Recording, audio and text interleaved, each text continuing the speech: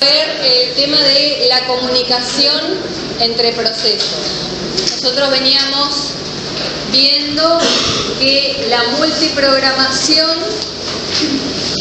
¿en qué consistía? En que podemos tener varios procesos cargados en memoria. Si podemos tener varios procesos cargados en memoria y un único procesador, vamos a estar trabajando en un entorno de multiprogramación, varios procesos compitiendo por la utilización de varios recursos, entre ellos ese único procesador.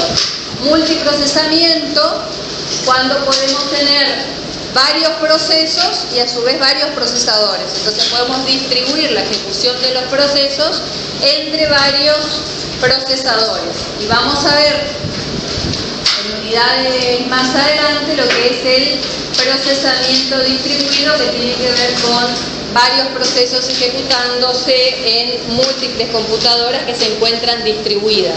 Es decir, no son todos los procesadores en una misma CPU, sino que son múltiples computadoras distribuidas físicamente.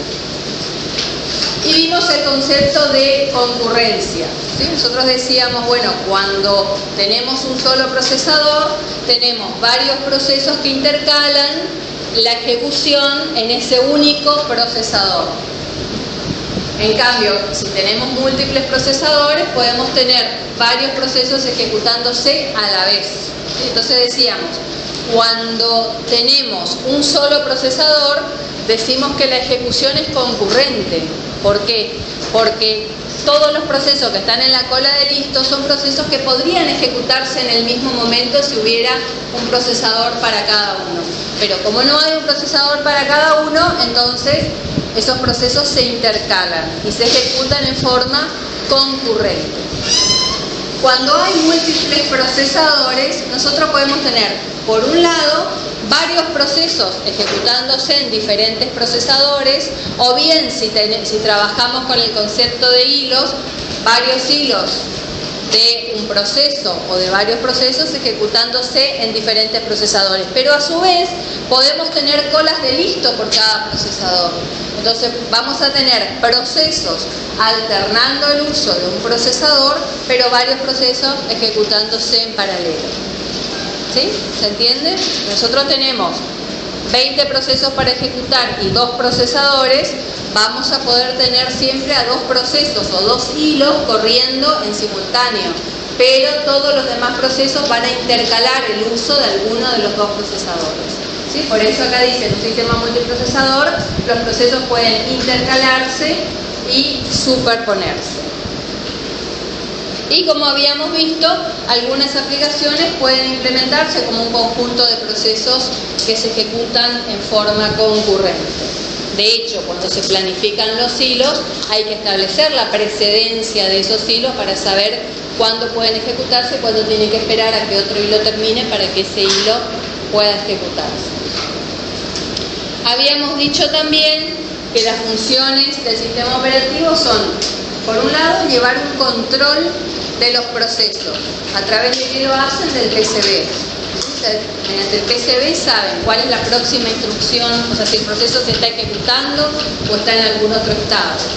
Si el proceso no se está ejecutando, cuando tenga que volver a ejecutarse, a partir de qué instrucción tiene que ejecutarse, cuáles son los resultados obtenidos hasta el momento, cuáles son los recursos utilizados, ¿sí? Cuál es la memoria que tiene asignada ese proceso.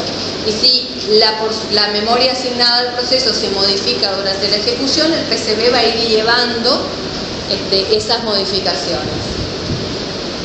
También tiene la función de asignar y desasignar recursos. ¿Cuáles son esos recursos? Tiempo de CPU, archivos, memoria y dispositivos de entrada-salida. También tiene que proteger los datos contra injerencia de otros procesos. Es decir, si un proceso tiene asignada una determinada porción de memoria, otro proceso no podría acceder a esa porción de memoria, ni a leer ni a escribir, salvo que ese proceso le dé esos permisos. ¿sí? Y el sistema operativo tiene que poder tener un sistema para controlar, por un lado, si quien está trabajando es un usuario autorizado y por otro lado, si tiene los permisos para hacer lo que está solicitando hacer, ¿sí? Leer, ejecutar o modificar algún archivo. Y tiene que poder garantizar independencia de resultados. ¿Qué significa que puede garantizar independencia de resultados?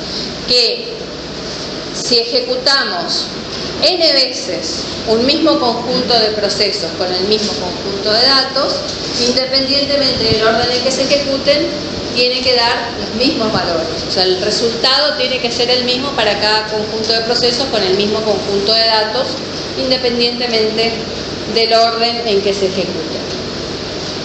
Por otro lado, vamos a tener que hay procesos que compiten y procesos que cooperan.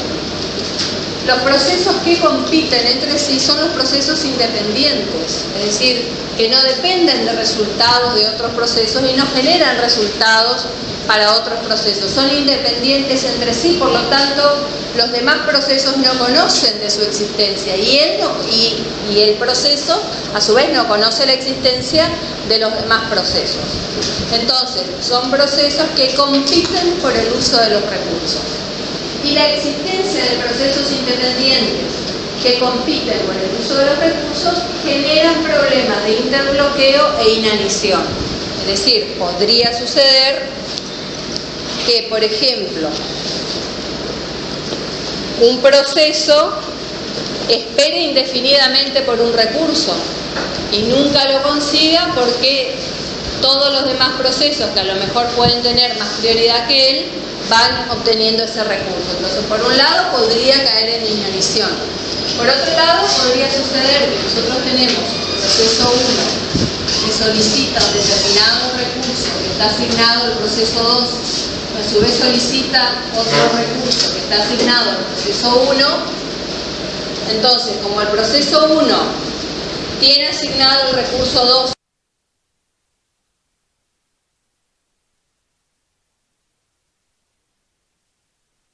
para poder terminar necesita que se le asigne el recurso 1, no va a liberar el recurso 2 hasta que no le asignen el recurso 1.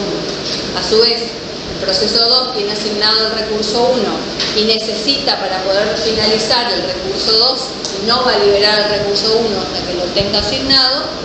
Entonces vamos a estar en una situación de interbloqueo, porque cada proceso tiene un recurso y necesita el recurso que tiene el otro. Si ninguno de los dos va a liberar su recurso, los procesos se van a estar bloqueando. Entonces van a entrar en una situación de inanición por un problema de interbloqueo. Y ese tema lo vamos a ver cuando veamos el problema de bloqueos o deadlock.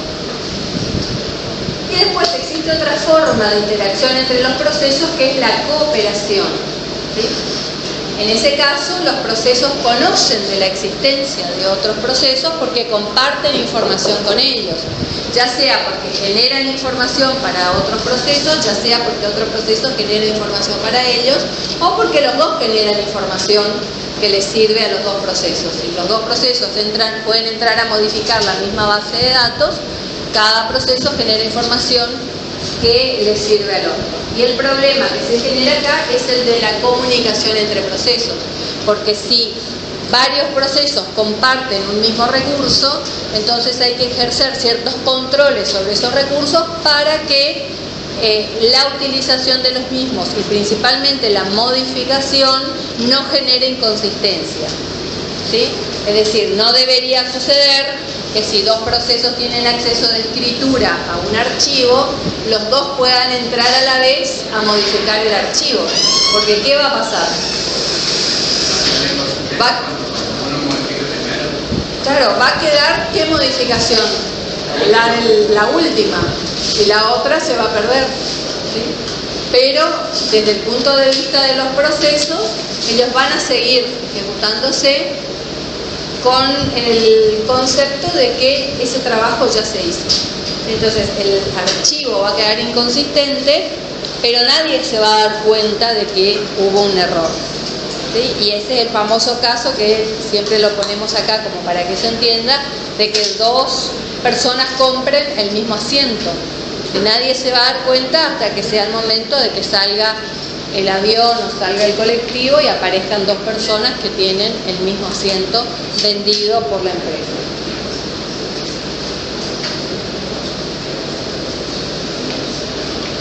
Cuando los procesos cooperan, pueden haber dos formas de comunicación o de cooperación. Por un lado, mediante la compartición de memoria y por otro lado, mediante el paso de mensajes. Los procesos pueden decir, bueno, compartimos información en un determinado espacio de memoria. Cuando el proceso A necesita leer o escribir información en este espacio de memoria, lo hace. Cuando el proceso B necesita leer o escribir información en este espacio de memoria, también lo hace.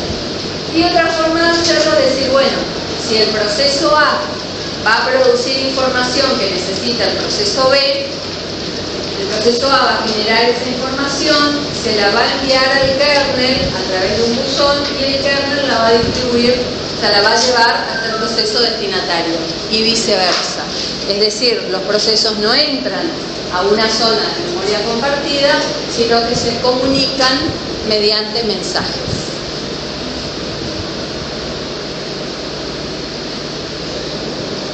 Entonces, en el caso de la memoria compartida, es el programador el encargado de asegurar que los dos procesos no accedan al mismo archivo o a la zona de memoria a escribir de forma simultánea. En el caso del paso de mensajes, el intermediario es el sistema operativo, ¿sí? Acá no interviene el sistema operativo.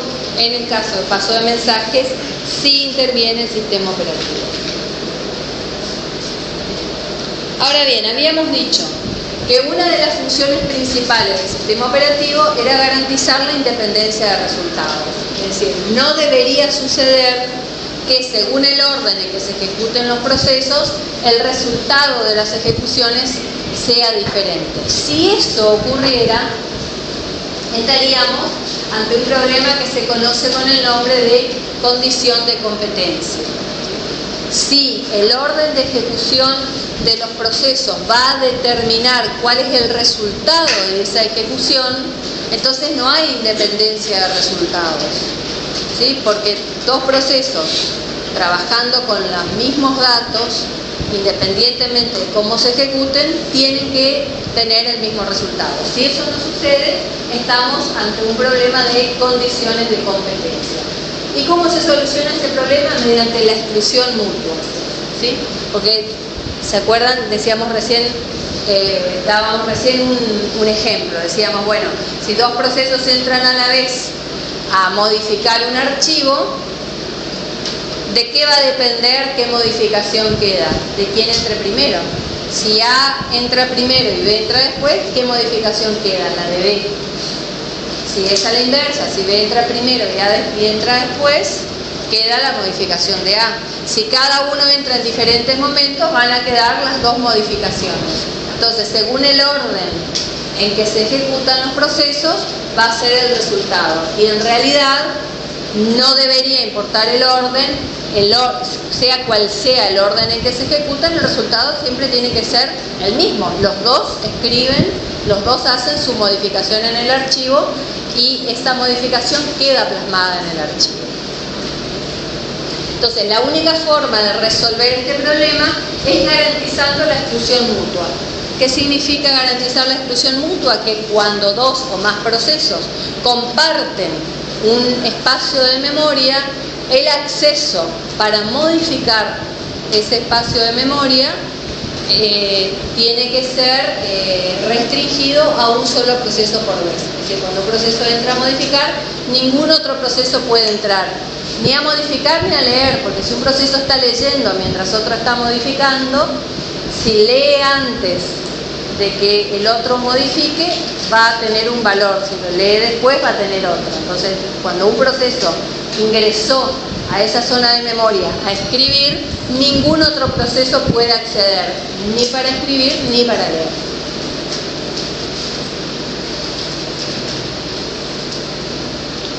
Sí, bueno, acá hay un ejemplo, ¿sí?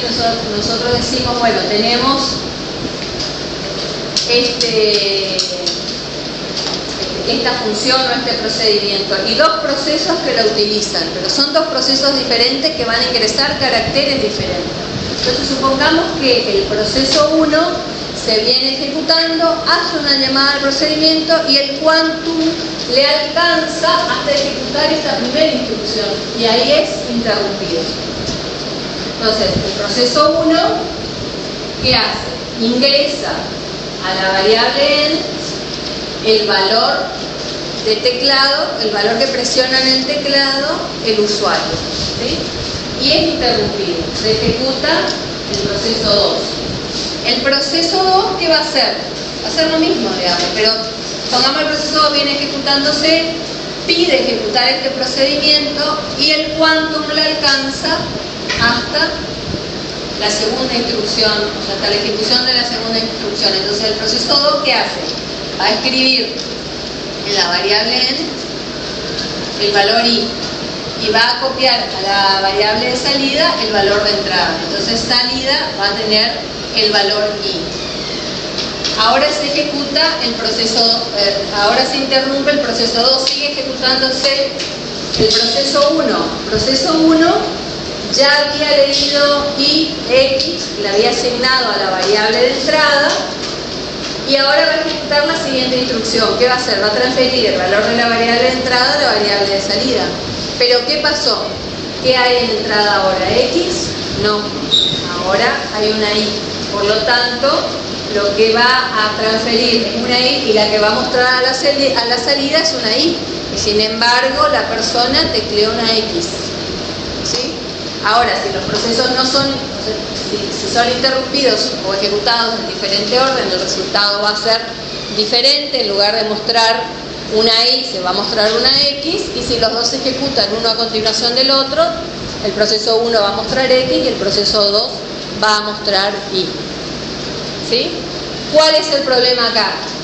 Que no se garantiza la exclusión mutua cuando un proceso entra a ejecutar este procedimiento. Como este procedimiento va a modificar variables que son comunes, cuando el proceso 1 ingresó a utilizar ese procedimiento, debería existir alguna forma para que cuando el proceso 2 diga yo quiero ejecutar, quiero invocar este procedimiento, no lo pueda hacer hasta que uno lo haya liberado. ¿Sí? Eso sería la exclusión mutua. Otro ejemplo es este. Cuando dos procesos quieren imprimir, ¿sí? Dos procesos quieren imprimir cada uno un archivo. No mandan directamente a la impresora, mandan a una cola de impresión. Entonces, en esta cola de impresión tenemos ya tenemos varias entradas ocupadas con archivos que están esperando para imprimirse. La primera entrada en esta cola de impresión es la entrada 7, por lo tanto el próximo proceso que quiera mandar a imprimir un archivo tiene que poner acá en la entrada 7 el nombre del archivo. Entonces, ¿qué va a hacer? Hay dos variables acá, ¿sí? Una variable global out y una variable global in. La variable global out lo que dice es cuál es el próximo archivo a imprimir, o sea, cuál es la próxima entrada de donde se va a sacar el archivo que se tenga que imprimir cuando se termine de imprimir el actual. Y la variable global in va a tener cuál es la próxima entrada libre para cuando un proceso quiera escribir un archivo en esa cola de impresión. Entonces, cuando el proceso A quiere enviar un archivo a imprimir, va a transferir a una variable local próxima entrada libre el valor de la variable global in. ¿Sí? Entonces va a decir la próxima entrada libre es 7. Ahora supongamos que en ese momento es interrumpido el proceso y comienza a ejecutarse B. B viene ejecutándose y en un momento también quiere mandar a imprimir un archivo. Entonces, ¿qué va a hacer?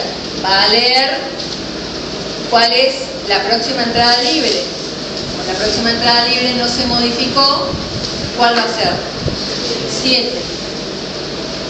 Lee la próxima entrada libre e ingresa a la entrada 7 el archivo que quiere imprimir, que es P. Incrementa la variable local próxima entrada libre, la pone en 8. ¿Sí? Y en ese momento es interrumpida y continúa ejecutándose A. Pero A, ¿hasta dónde se ejecutó? Hasta acá, ya leyó cuál es la próxima entrada libre. Entonces, ¿qué va a hacer? Va a continuar en la siguiente instrucción. La siguiente instrucción, ¿cuál es? Ingresar el archivo a imprimir. Entonces, ¿a qué archivo va a ingresar a imprimir? El suyo, ¿dónde? En 7. Va a incrementar próxima entrada libre, la va a poner a 8 y va a actualizar el valor IN. Acá lo último que hay que hacer es a IN transferir el valor de próxima entrada libre. Entonces, esto va a estar bien después de que se terminan de ejecutar los dos procesos. La próxima entrada libre va a ser 8.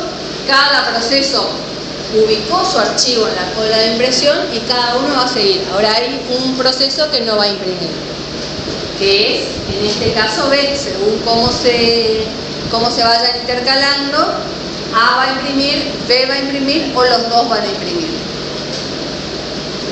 Entonces, claramente, estas instrucciones que tienen que ver con cargar en la próxima entrada libre de la cola de impresión el archivo que se quiere imprimir, esa porción de código tiene que el sistema operativo o el programador, según de qué lado venga la solución, tiene que garantizar que se va a dar una situación de exclusión mutua. Cuando un proceso empiece a ejecutarlo, ningún otro proceso va a poder ejecutar ese código. Esa porción de memoria donde está cargada donde están las instrucciones o donde está la zona de memoria que varios procesos pueden compartir, recibe el nombre de sección crítica. O sea, esa porción del programa que nos permite escribir en una posición que es compartida, recibe el nombre de la sección crítica. Entonces, sí se puede garantizar que la sección crítica de dos o más procesos tiene la característica de exclusión mutua, entonces se va a poder evitar el problema de las condiciones de competencia. Que las condiciones de competencia, ¿qué eran?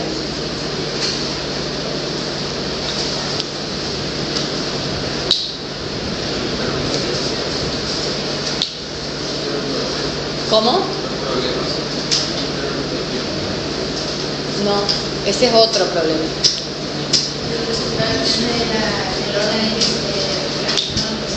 Claro, condiciones de competencia es un problema que se da cuando el resultado de la ejecución de los procesos dependen del orden en que estos se ejecutan.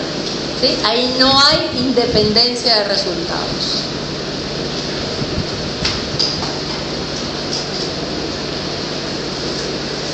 Vamos a ver que hay distintas soluciones al problema de las condiciones de competencia o de acceso a la sección crítica. Para que una solución sea considerada adecuada para resolver este problema, tienen que darse ciertas condiciones. La primera es que dos procesos no pueden encontrarse al mismo tiempo en su sección crítica. Que esto, ¿qué es? Exclusión mutua.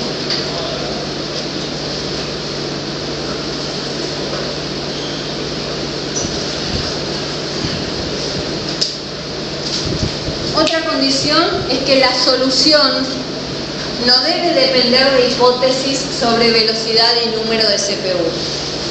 O sea, una solución tiene que funcionar para un procesador, para dos procesadores, para 3, para 4, para 20. Y tiene que solucionar para cualquier velocidad del procesador. La solución no puede depender ni de la velocidad del procesador ni de la cantidad de procesadores. Un proceso que se está ejecutando fuera de su sección crítica no puede impedir que otro proceso ingrese a su sección crítica. Supongamos que tenemos dos procesos que pueden modificar una base de datos. Si el proceso A no está modificando la base de datos, no puede impedirle a B que entre a modificar esa base de datos. Y ningún proceso debe esperar eternamente para entrar en su sección crítica. ¿Sí? Es decir, la espera no debe ser ilimitada.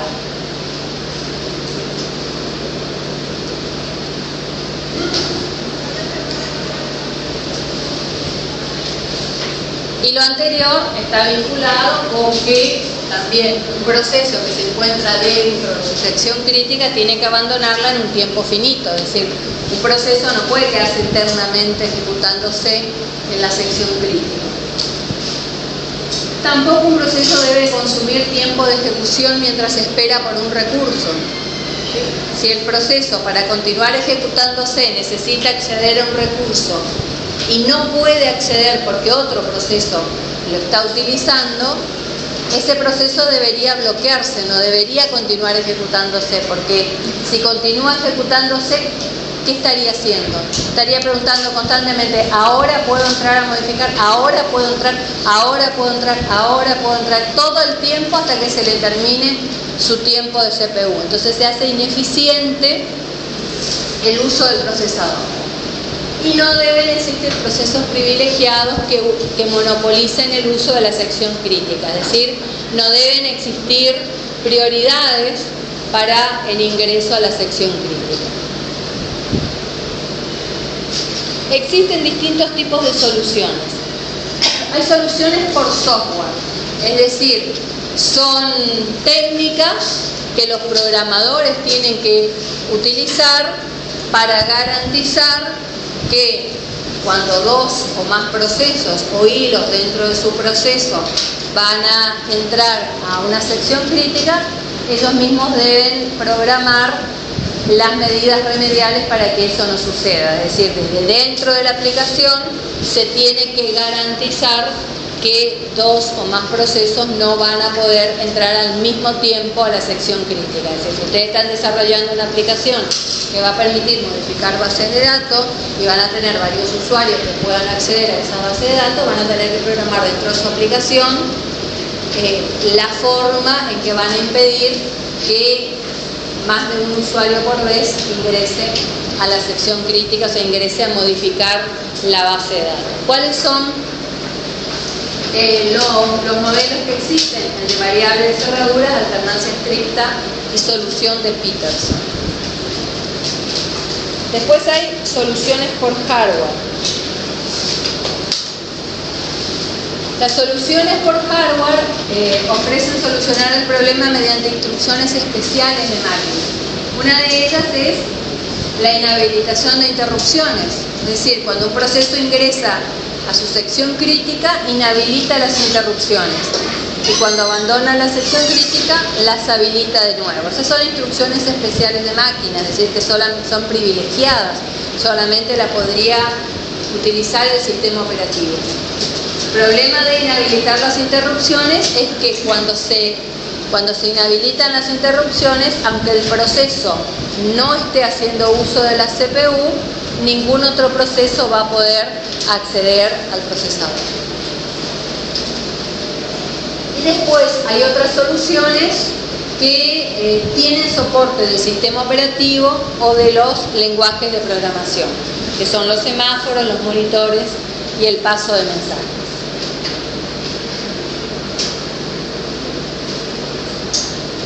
Las soluciones por software, dijimos que una de las soluciones era la de la variable de cerradura.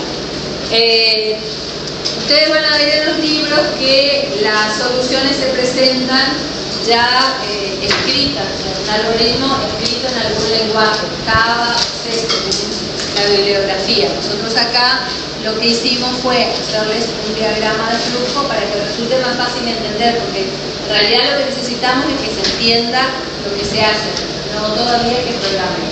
Cuando vayamos avanzando en el año y ustedes avancen con los talleres de programación y con el taller de Linux, ahí van a poder ir usando, nosotros usamos C en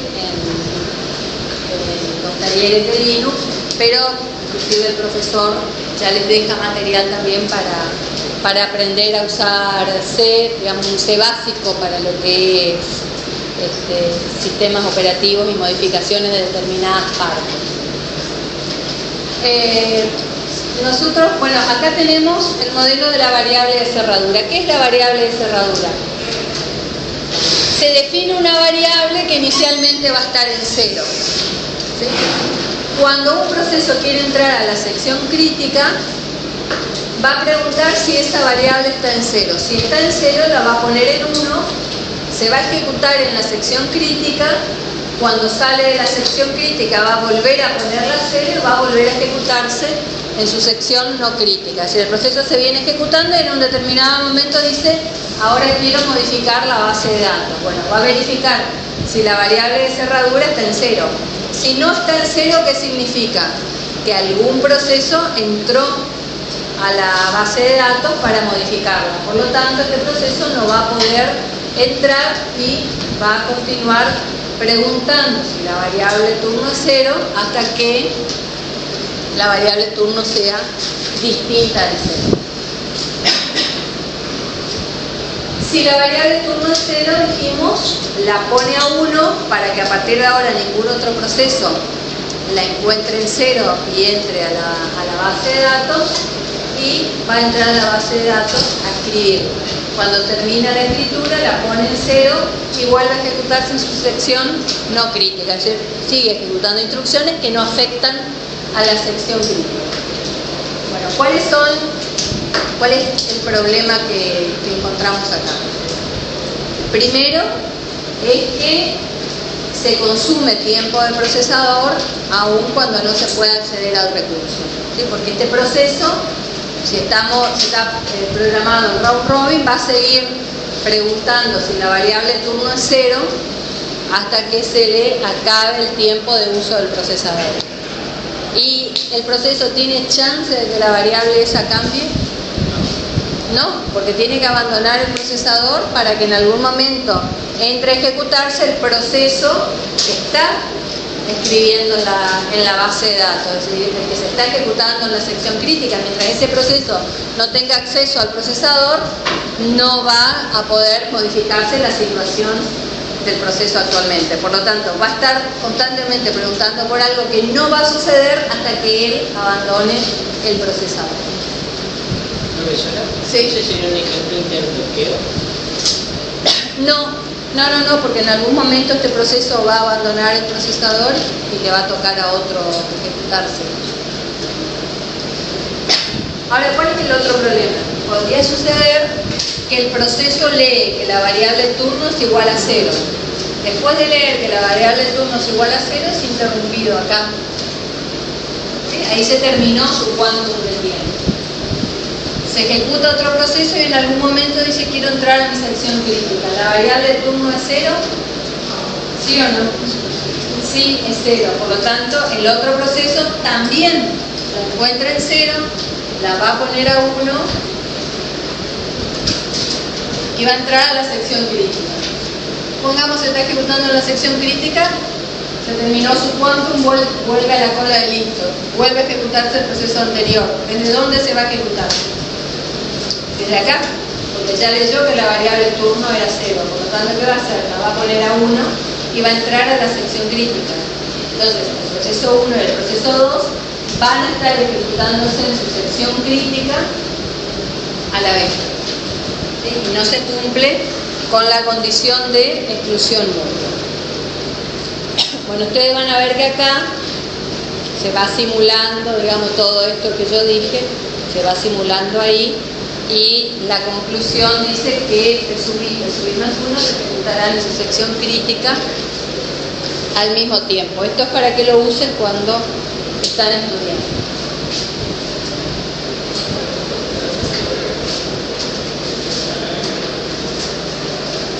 Entonces, ¿qué alternativa surge?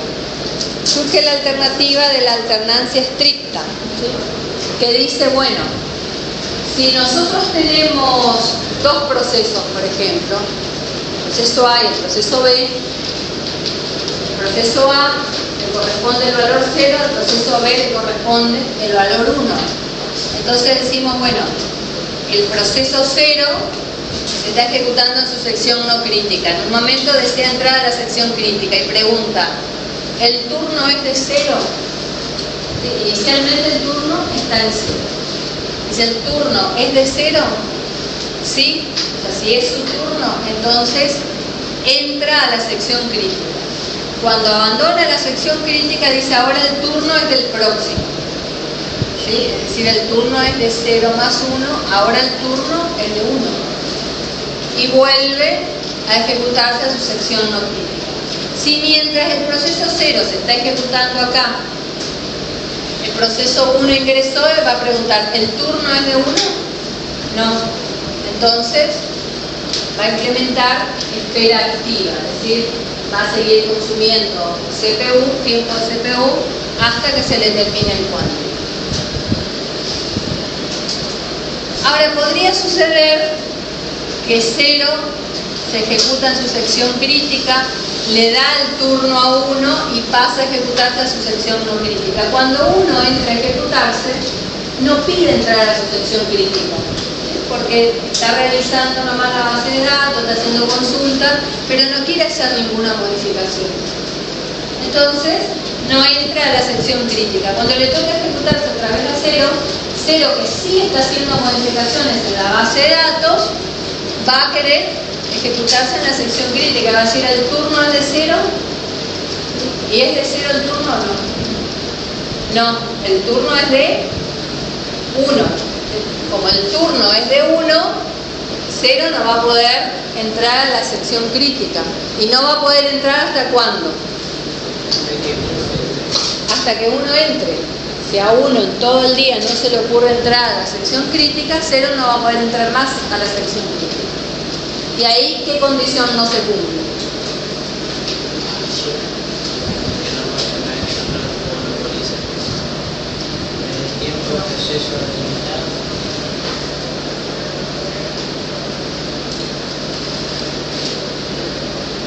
Eso puede ser que tenga que esperar mucho tiempo, pero ¿cuál es la principal que no se cumple?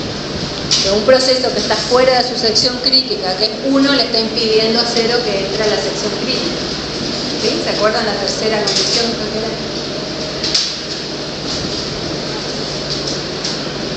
Bueno, acá también, ¿sí?, se va explicando cada uno de los pasos.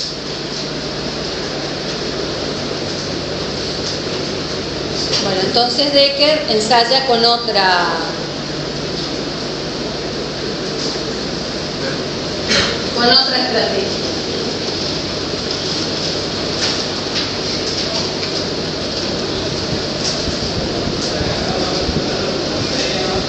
Define una variable booleana, ¿sí? Es decir, una variable que puede valer verdadero o falso. Entonces, inicialmente, las variables booleanas de los dos procesos están en falso, porque esa variable booleana, cuando está en verdadero, dice yo quiero entrar a la sección crítica, y cuando está en falso dice no quiero entrar a la sección crítica. Entonces inicialmente está en falso. Cuando un proceso se quiere ejecutar en su sección crítica, va a preguntar si la señal del otro proceso es verdadera. ¿Sí? Va a decir, bueno, si tenemos dos procesos, esto funciona para dos. Si tenemos dos procesos, vamos a tener el proceso 0 y el proceso 1. El proceso 0 se está ejecutando en su sección no crítica, quiere ejecutarse en la sección crítica y pregunta, ¿la señal del proceso 1 está en verdadero? Si está en verdadero, ¿qué significa? Que el proceso 1 manifestó antes que se quiere ejecutar en la sección crítica y por lo tanto es muy probable que se esté ejecutando ya en la sección crítica. Entonces, el proceso no va a ingresar a la sección crítica y va a implementar un ciclo de espera activa. Ahora, si la señal de 1 no es verdadera, es decir, si continúa en falso, entonces, ¿qué va a hacer el proceso? Va a poner su señal en verdadero y va a entrar a ejecutarse a la sección crítica. Cuando termina de ejecutarse en la sección crítica, va a poner su señal en falso y va a salir. ¿Sí? Ahora acá, ¿qué problemas pueden haber?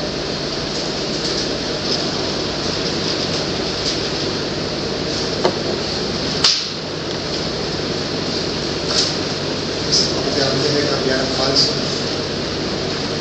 Ajá. Que se corte acá.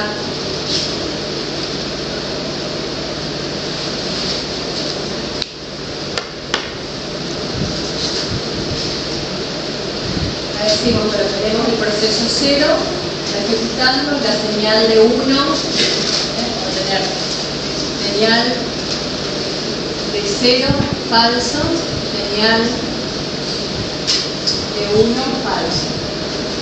Entonces va a preguntar, bueno, ¿la señal de 1 es verdadera? No, va a pasar por acá. Va a poner su señal en verdadero. Va a poner la señal de 0 en verdadero. Se va a ejecutar en la sección crítica y acá interrumpido. Ahí viene a ejecutarse el proceso 1. Supongamos que quiere entrar a la sección crítica. El proceso 1, ¿qué va a preguntar? Si la señal de 0 es verdadero. ¿Es verdadero? Sí. Entonces, no se va a ejecutar. ¿Cuál es el problema? Si cuando entra, antes de que la señal de I sea verdadera, que se corte, que se interrumpa. Acá. Ahí. 0. Volvemos otra vez con 0. Decimos, bueno, el proceso 0 que se ejecuta y pregunta si la señal de 1 es verdadero. Como la señal de 1 no es verdadero, va a avanzar a la siguiente instrucción, pero es interrumpida ahí. Entra el proceso 1. O sea, la señal de 0 va a continuar como falso. Entra el proceso 1, va a preguntar, ¿la señal de 0 es verdadera? No. Entonces, va a pasar a ejecutar la próxima instrucción. Supongamos que la ejecuta o aunque quede ahí, aunque esté interrumpido ahí, ya entró. Entonces, va a pasar a tener la señal de 1 en verdadero. Y después, cuando le toque ejecutarse otra vez a 0, como quedó acá, que va a poner su señal en verdadero. Y vamos a tener dos procesos dentro de la sección crítica. Ahí está el verdadero problema, porque acá sí tenemos un proceso que abandonó la sección crítica y que está impidiendo que otro proceso entre. Pero esto se soluciona apenas le toque ejecutarse de nuevo a este proceso, porque le va a poner su señal en falso y va a salir. No es un problema que se queda durante mucho tiempo, se queda hasta la próxima ejecución del proceso. ¿Sí? Claro, la falla que hay acá es si el proceso es interrumpido ahí, los dos procesos van a poder entrar a su sección crítica.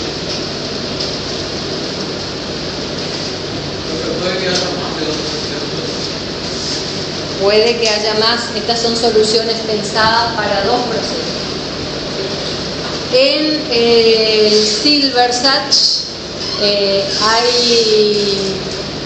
en la página 162, 163, hay una propuesta de solución para múltiples procesos. ¿Sí? Que justamente eso es lo que les voy a pedir, que para la próxima clase la traigan diagramadito así para explicar.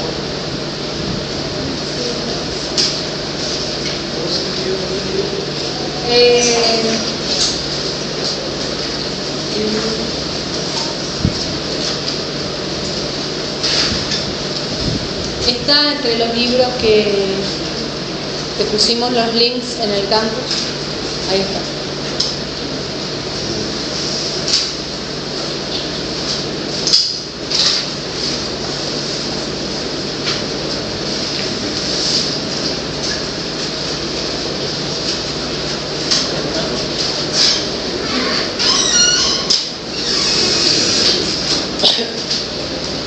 Bueno, entonces Decker plantea otra alternativa, que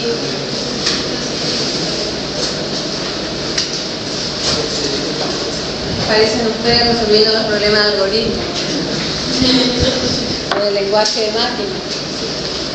Vamos por la versión 22, por la versión 23, pero hasta que funcione, después funciona. Bueno, Decker, ¿qué dice? Cuando el proceso quiere entrar a la sección crítica, antes de preguntar si el otro proceso entró a la sección crítica, dice que su señal está en verdadero. Entonces el proceso 0 se ejecuta, pone su señal en verdadero y pregunta si la señal del otro está en verdadero. Si la señal del otro está en verdadero, va a continuar una ejecución con espera activa porque no va a poder entrar a la sección crítica. ¿Por qué? Porque significa que el otro entró antes. ¿Sí? Si la señal del otro está en verdadero, porque el otro ya pasó antes por acá y seguramente se va a estar ejecutando en la sección crítica. Si la señal del otro no es verdadero, entonces el proceso se va a ejecutar en la sección crítica, después va a poner su señal en falso y va a salir.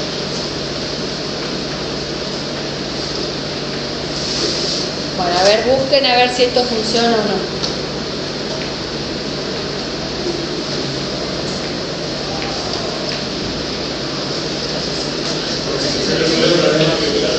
¿Cómo?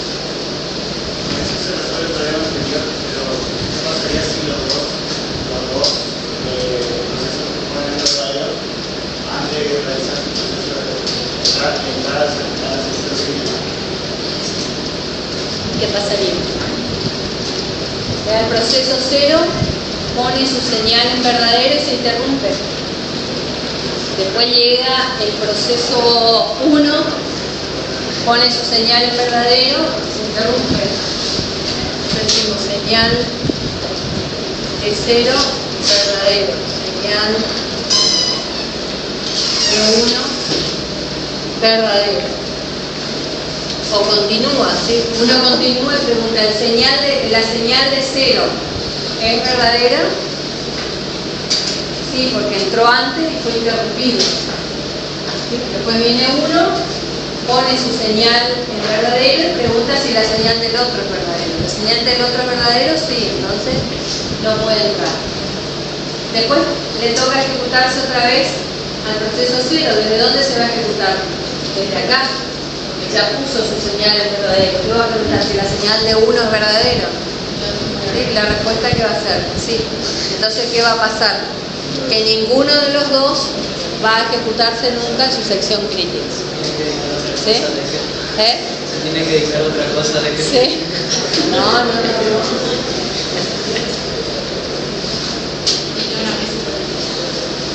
El valor del error no está bien dimensionado en la ingeniería. Equivocarse es muy bueno, porque ya sabemos por qué camino no se va. Y muchas veces en las investigaciones, todo lo primero que se hace es para ir descartando soluciones que se podían pensar que eran adecuadas o eran buenas y que después cuando uno las implementa y las prueba no son buenas. Pero ya se sabe cuál no es el camino. ¿Sí?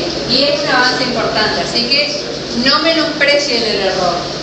Lo peor que puede pasar es que no haya error y no haya acierto, es decir, que no se haga nada. Que no hace nada, no aprende, ¿sí?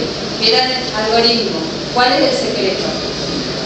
Practicar, probar de 20.000 formas, tratar de que funcione, buscarse un simulador de ese tipo de lenguaje hasta que funcione. Lo mismo pasa con todas las materias. La única forma de aprender es equivocándose. Y el valor del error es importante, porque uno aprende mucho de los errores. Bueno, entonces esto tampoco funciona. Bueno, Decker tuvo un cuarto intento, tampoco fue exitoso. Así que vamos a Peter.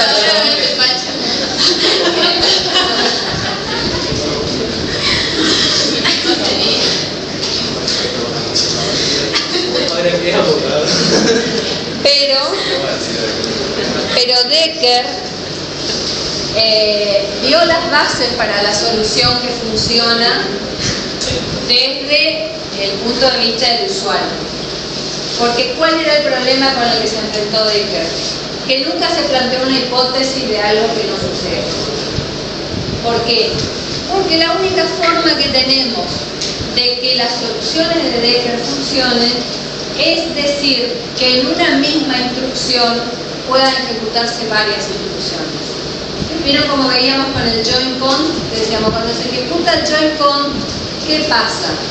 Se decrementa el contador, se pregunta por el valor del contador, si el valor del contador es 0 pasa una cosa, si es 1 pasa otra, es decir, una única instrucción dispara una serie de instrucciones.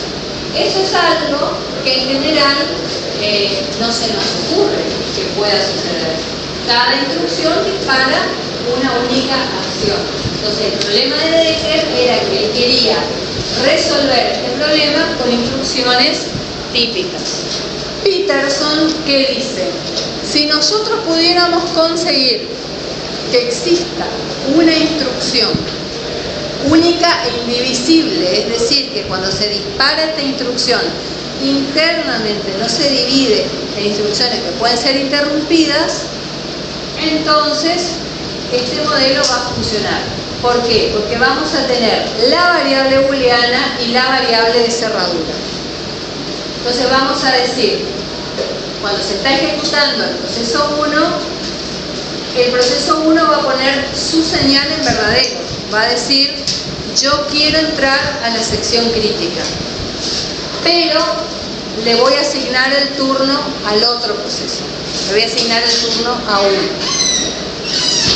Entonces va a venir y va a preguntar, ¿la señal de 1 es verdadera y el turno es de 1? Si se dan las dos condiciones, entonces, ¿qué significa? Que 1 le toca entrar a ejecutarse a la sección crítica o probablemente ya está en la sección crítica. Si no, el proceso I va a ejecutarse en la sección crítica, cuando termina va a poner su señal en falso y va a salir. Pero tenemos que tener una instrucción que asigne valores a dos variables diferentes en la misma instrucción sin ser interrumpida, y vamos a tener que tener otra instrucción de comparación que permita comparar el valor de dos variables diferentes también. Y si eso es posible, dijo Peterson, entonces tenemos una solución adecuada. Lo único no adecuado es la espera activa, pero todo lo demás funciona. Después, ¿qué dijo Peterson? Bueno, hay problema de los que desarrollan los lenguajes, los sistemas operativos y demás, crear esta instrucción que permita que se haga. ¿Sí? Bueno, y entonces acá aparecen, bueno, las explicaciones. ¿Está hasta acá? No se olviden entonces que en la página 162 y 163 hay un algoritmo para múltiples procesos que lo tienen que leer y traer diagramado para la próxima clase, que no va a ser la semana que viene. ¿Sí? Yo la semana que viene viajo, así que va a ser la próxima.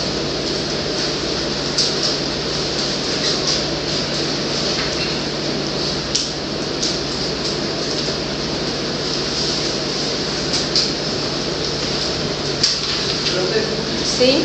Los tres algoritmos que vimos, los de cerradura, Decker y Peterson, ¿son todas soluciones por software? ¿Cómo? ¿Son dos soluciones por software? Los tres algoritmos que vimos. Los tres algoritmos que vimos son soluciones por software. Ahora vamos a ver las soluciones por hardware. Una ya explicamos, ¿sí? Que es la inhabilitación de interrupciones, que dijimos, cuando un proceso quiere ejecutarse en su sección crítica, se inhabilitan las interrupciones, el proceso I se ejecuta en la sección crítica y cuando termina se habilitan las interrupciones. ¿Cuál es el problema? Por un lado, es válido únicamente para sistemas con un único procesador, porque si tenemos varios procesadores, se van a inhabilitar las interrupciones del procesador en el que se está ejecutando ese proceso, pero si en otro procesador se está ejecutando otro proceso que entra a la misma sección crítica que este, entonces no va a surtir efecto. Por lo tanto, es una solución que puede funcionar solo para sistemas con un procesador, pero baja el uso de la CPU. ¿Por qué? Porque durante todo el tiempo que el proceso está ejecutándose en la sección crítica, durante el tiempo que el proceso hace operaciones de entrada-salida, el procesador no puede ser utilizado por otro proceso. Entonces, es una solución, pero degrada el uso de la CPU. Y después tenemos las instrucciones de máquina. Una es esta, comparar y fijar, que trabaja sobre una variable parecida a la variable de cerradura, que cuando se ejecuta esta instrucción comparar y fijar, es decir, TSL sobre la variable de cerradura, ¿qué va a hacer? Si encuentra que la variable está en 0, la pone a 1 y devuelve el valor verdadero. Si la variable está en 1, devuelve falso. Inicialmente, la variable de cerradura es 0. Entonces, supongamos que el proceso se ejecuta, el proceso 0 se ejecuta. Bandera inicialmente está en 0 y la va a modificar el primero que quiera entrar a la sección crítica. Entonces el proceso se ejecuta en la sección no crítica, quiere ejecutarse en su sección crítica. Entonces se va a aplicar esta instrucción. La instrucción comparar y fijar. Si bandera está igual a 0, ¿qué hace? La pone a 1 y el valor es verdadero. Entonces, si el valor es verdadero, el proceso entra a la sección crítica, cuando termina pone la variable bandera 0 y termina.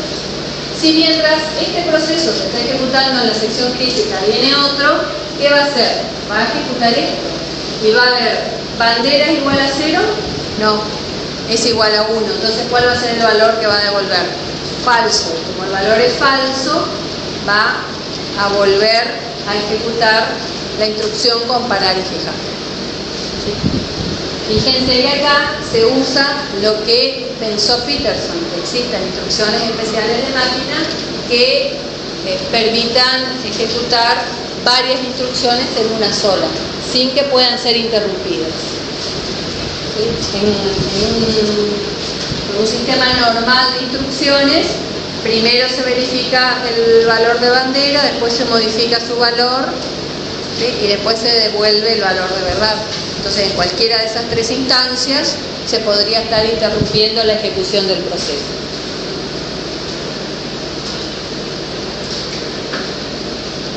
Y esta es algo parecido a la instrucción comparar y fijar, pero es intercambiar. También son instrucciones especiales de máquina, en este caso swap, que lo que hace es ejecuta varias instrucciones a la vez, digamos, o sea, dentro de la misma instrucción, sin posibilidad de que puedan ser interrumpidas. Cuando un proceso quiere entrar a la sección crítica, vamos a tener dos variables, la de cerradura y una que se llama llave. Entonces, inicialmente la variable de cerradura está en 0 y llave en 1, porque son complementarias. Si una está en 0, la otra va a estar en 1. Si una está en 1, la otra va a estar en 0. Entonces, cuando el proceso entra, que hace un intercambio, lleva el valor de cerradura a llave y de llave a cerradura o cerrojo en este caso. Entonces, si cerrojo está en 0, ¿qué va a pasar? Va a resguardar el valor de cerrojo en una variable temporal y va a llevar el valor de cerrojo a llave y de llave a cerrojo. Entonces, ¿qué va a pasar? Cuando se hace un swap acá, cerrojo va a quedar en 1 y llave en 0.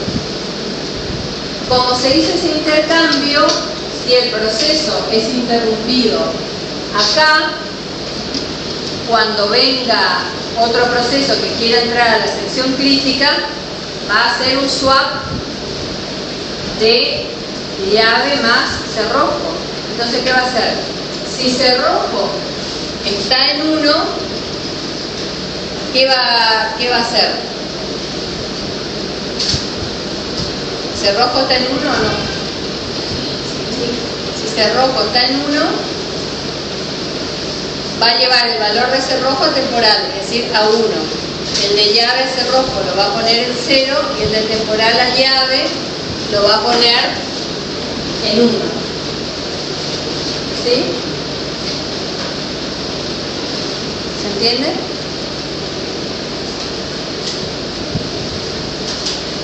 Bueno, entonces cuando se hace este intercambio, independientemente de todo esto, porque esto es un funcionamiento interno, lo que hace el swap es intercambiar los valores. El valor de cerrojo va a llave y de llave va a cerrojo. Y en realidad,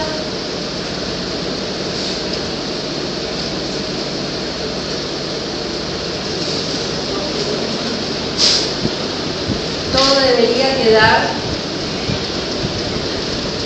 en 1. Cuando cerrojo está en 1, no debería poder entrar.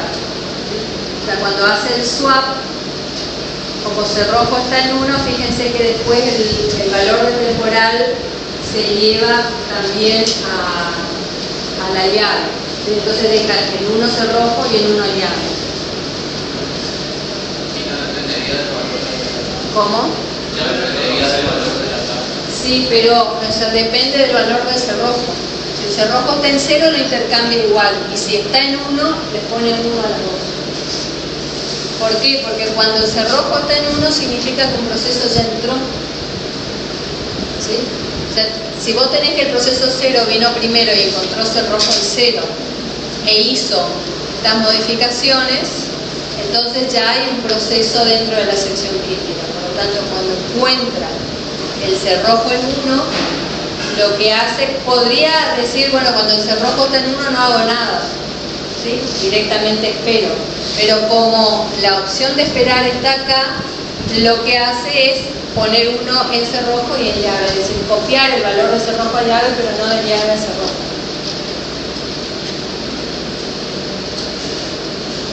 Si la llave es igual a 0, entonces el proceso ahí entra a la sección crítica. Si no, no entra a la sección crítica. Por eso es que necesita poner la llave en 1 cuando el cerrojo está en 0. El proceso ahí se ejecuta en la sección crítica y después hace otra vez un swap.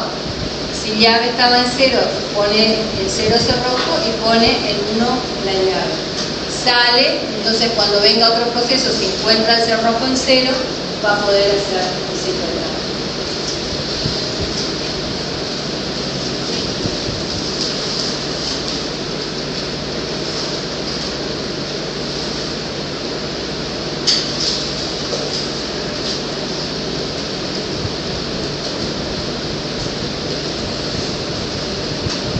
¿Está? Son 2 llaves, ¿no?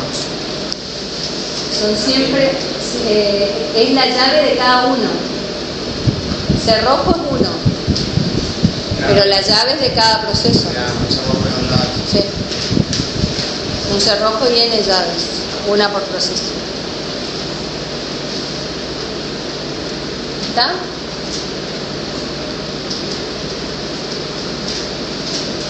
Y después tenemos las otras soluciones que son las que más se usan.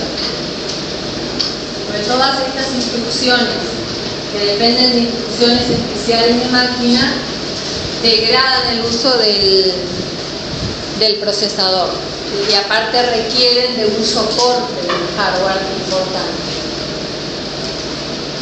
Para las soluciones que son soportadas por los lenguajes o por el sistema operativo, se utiliza el modelo del productor y el consumidor.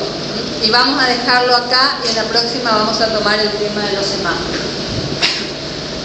Pero se toma este modelo. ¿Por qué? Porque decimos, nosotros podemos tener procesos productores, es decir, que generan información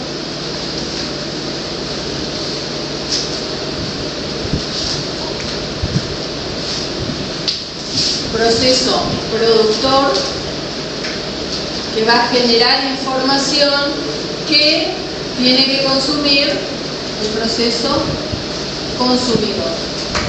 Entonces, este proceso entra a la memoria compartida o al archivo o a la base de datos para ir escribiendo, y este va a entrar para tomar la información que ese proceso, el otro proceso productor le genera. Entonces, ¿nosotros qué vamos a tener? Vamos a tener que en este buffer de memoria vamos a tener n entradas, ¿sí? Se va a tener tamaño n. Y cada vez que el productor agrega un elemento, decimos que agrega un elemento más, es decir, esto está vacío, agrega el primer elemento, vamos a decir que agregó un elemento. Cuando agrega el segundo elemento, vamos a decir agregó 2, agregó 3, 4, 5, hasta 6, ¿sí? Y ahí ya se llenó el buffer. Entonces, ¿qué se tiene que garantizar? Que si el buffer está lleno, el productor no siga cargando elementos, porque si sigue cargando elementos, ¿qué va a pasar? Volvería al primero y sobreescribiría el primero, después volvería al segundo y sobreescribiría el segundo. Es decir, el productor puede generar elementos mientras el buffer tenga espacio, ¿sí? Mientras el buffer tenga entradas libres. Cuando el buffer no tiene más entradas libres, el proceso productor debería bloquearse. El consumidor va a poder ir tomando elementos mientras haya elementos en el buffer. Cuando el buffer esté vacío, ¿para qué va a entrar el consumidor a buscar elementos del buffer? Solamente para enterarse que está vacío. Entonces, cuando encuentra que el buffer está vacío, el proceso consumidor debería bloquearse hasta que el buffer tenga al menos un elemento. Y ese es el modelo del productor y el consumidor. El productor, ¿qué va a preguntar? Si el contador es igual a n, entonces se va a dormir, ¿sí? Es decir, se bloquea. ¿Por qué? Porque como el contador va llevando desde el punto de vista del productor la cantidad de elementos que hay en el buffer. Cada vez que el productor coloca un elemento, incrementa el contador. El consumidor, a su vez, cada vez que saca un elemento, va a decrementar este contador. Entonces, este contador va a estar actualizado con la cantidad de entradas ocupadas en el buffer, ¿sí? El productor, cada vez que ingresa un elemento, lo incrementa. El consumidor lo decrementa. Entonces, el contador lo que va a tener cargado es la cantidad de entradas libres que tiene en el buffer. Entonces, el productor va a decir, el contador es igual a n, es decir, la cantidad de elementos que hay en el buffer es la cantidad máxima de elementos que éste puede albergar. Sí, entonces se bloquea. No, agrega un elemento al buffer e incrementa el contador. Antes había 5, ahora va a haber 6. El consumidor, por su parte, va a preguntar si el contador es 0. Si el contador es 0, quiere decir que no hay nada para consumir, por lo tanto se va a bloquear. Si no es 0, va a leer un elemento del buffer y va a decrementar el contador, ¿sí? Está ahí, normal. Ahora, cada uno tiene que poder despertar al otro. ¿Por qué? Porque el productor se va a dormir cuando el buffer está lleno. El consumidor se va a dormir cuando el buffer está vacío. Entonces, el consumidor, después de consumir el elemento del buffer y decrementar el contador, ¿qué va a preguntar? Si el contador quedó en n-1. Si el contador quedó en n-1, es muy probable que un proceso productor se haya bloqueado porque lo encontró al buffer lleno. ¿Sí? Entonces va a enviar una señal para desbloquear al productor, ¿sí? Y después va a volver a ejecutar su código normal. Acá la sección crítica, ¿cuál es? La de consumir el elemento y actualizar el contador. En el caso del productor, El productor agrega un elemento, incrementa el contador y ¿cuándo va a despertar al consumidor? Cuando se encuentra con que el contador es 1. ¿Por qué? Porque si el contador ahora está en 1 significa que antes estaba vacío. Y si estaba vacío es probable que se haya ejecutado algún consumidor que se bloqueó porque el buffer estaba vacío, es decir, no había nada para consumir. Entonces va a preguntar si el contador es igual a 1. Si el contador es igual a 1, va a enviar una señal para desbloquear al consumidor. ¿Sí? ¿Se entiende? Entonces, nosotros tenemos que el productor se bloquea si el buffer está lleno, el consumidor se bloquea si el buffer está vacío. Cuando el productor coloca un elemento, va a verificar el valor del contador. Si el valor del contador es 1, va a enviar una señal para desbloquear procesos consumidores que puedan estar bloqueados. El consumidor se bloquea si el buffer está vacío. Cuando no está vacío, toma un elemento del buffer, decrementa el contador y va a enviar una señal para despertar al proceso productor si el contador le queda en N-1. ¿Alguna pregunta hasta acá? Entendido, o sea, el productor cada vez que produce un elemento, automáticamente el consumidor lo lea No necesariamente. Vos podés tener productor que durante todo su quantum de ejecución carga 3 o 4 elementos, ¿sí? Va cargando elementos mientras el contador no llegue a N. Y lo mismo el consumidor, puede ser que durante su quantum lea varios elementos a la vez. Y puede ser que alternen productor y consumidor y uno no genere y el otro no lea, porque están ejecutando otro código que no tiene nada que ver con el código que les permite cooperar entre sí. ¿Está? Bueno, lo vamos a dejar acá.